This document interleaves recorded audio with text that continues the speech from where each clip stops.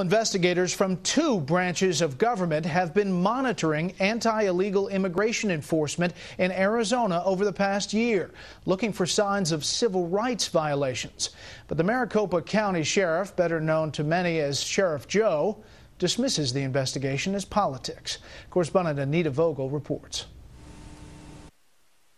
Like the lawmen of the Old West, Maricopa County, Arizona Sheriff Joe Arpaio isn't afraid of much, certainly not investigations by the Department of Justice and the House Judiciary Committee. Come on down.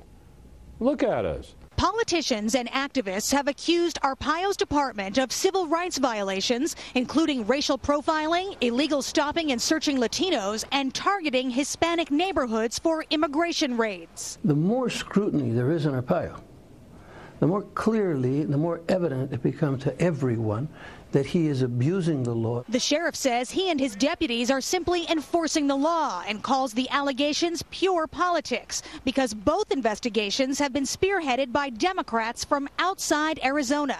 10 Republican congressmen who support Arpaio sent a letter to Attorney General Eric Holder saying, quote, "It is important that state and local law enforcement officers and the public are reassured that the investigation is proceeding in a judicious and fair manner and not for the purpose of politicizing or chilling immigration efforts." Arpaio's critics hope the investigations will lead to criminal prosecution. But in the meantime, they'll settle for the department being stripped of the authority to enforce federal immigration law, authority it received from a federal program. And if the program is gotten rid of, it's going to be because of him and because of his abuse of the program. The bottom line is they do not want to enforce the illegal immigration laws. They do not want this sheriff or other law enforcement agencies to get involved in the fight against illegal immigration. Sheriff Joe has repeatedly invited critics to visit his tent city jail so they can see firsthand how the department conducts itself, but no one has yet showed up. Judiciary Committee Chairman John Conyers may call Arpaio to testify in Congress, but no official request has been made. Sheriff Arpaio promises to cooperate with both investigations, but no matter what happens inside the Beltway, the sheriff says he won't stop enforcing the law as long as he wears the badge.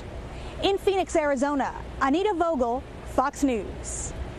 House Speaker on fighting illegal immigration and the enforcement of it. Take a listen. Who in our country would not want to change a policy of kicking in doors in the middle of the night and sending a parent away from their families? It must be stopped. What value system is that? I think it's un-American. I think it's un-American. Quickly, Charles. Shameless, reckless, lawless. Are we a country of laws or of Democrats?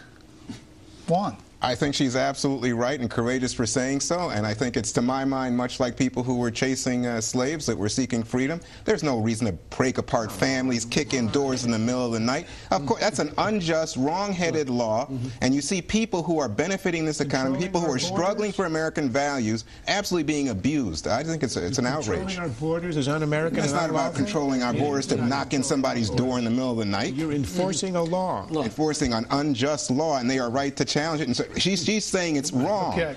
The email address is Juan Williams. No, I'm just Fred. End it here. I think the slavery analogy is a little over the top, Juan. But look, we need to do something to, I think, to find a way to allow the illegal immigrants here in this country to live here legally. We have to find that, but you don't do it by demanding, saying it's un-American to enforce the laws that are now in the book. That is it for the panel, but stay tuned to see an interesting video compilation of someone in the news recently.